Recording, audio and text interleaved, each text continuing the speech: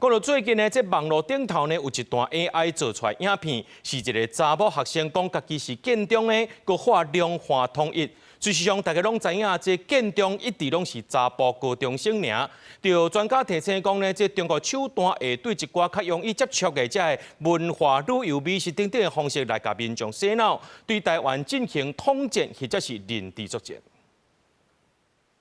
我们是台北市立建国高级中学的学生。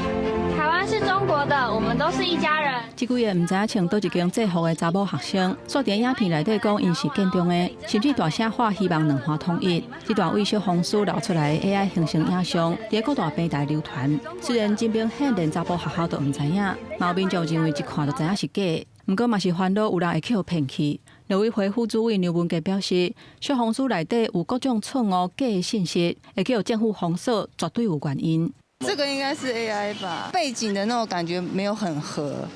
分辨不出来，可能就要接触一下有没有那个事实查核的一些网站这样。希望我们台湾省省长赖清德能够在2026让我们回归祖国。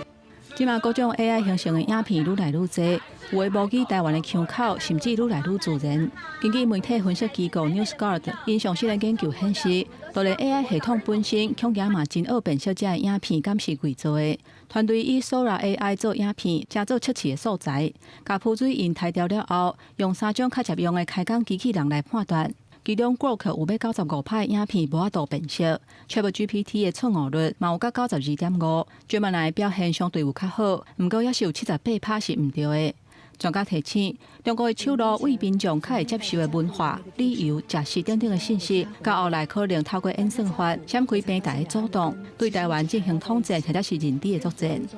以美国他们在或欧洲他们在成人教育上面，或老人教育、退伍军人教育等等，事实上都有把视读教育把它放在里头。然后再有没有办法透过一些科技的方式做一些影像上面的过滤或者是提醒？那另外一块我觉得比较担心的是，很多人事实上把类似这样看影片，他不是用看的，他是用听的。